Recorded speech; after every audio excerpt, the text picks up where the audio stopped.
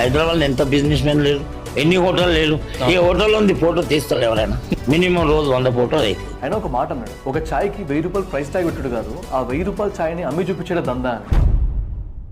నీలోఫర్ ఎంత సంపాదిస్తుంది లేకపోతే ఇట్లాంటి క్వశ్చన్ నేను ఫస్ట్ అడగా. సో ఈ పాడ్కాస్ట్ లో కొంచెము నాటుగా దందా స్టైల్స్ ఎట్లుంటే మాట్లాడదాం అనుకుంటున్నా. వాళ్ళ అన్నం ఏంటంటే, అరే నీలోఫర్లో ఏదో డ్రగ్స్ ఉంటాయరా, ఏదో అడిక్షన్ ఉంది దాంట్లో, అందుకే మీకు అంత నచ్చుతుంది అంటారు. టీ, గుట్కా, సిగరెట్, పాన్, ఈ 4 వస్తువులు ఎట్లున్నాయంటే క్యాన్సర్ అయినా కానీ నేను గుట్కా తింటా అన్నట్టు. మనకు పార్కింగ్ కావాలి, 5 ఫ్లోర్ నేను తీసుకున్నా. పార్కింగ్ కోసం 5 ఫ్లోర్ బేకరీ ఐటమ్స్ ఉంటాయి కింద.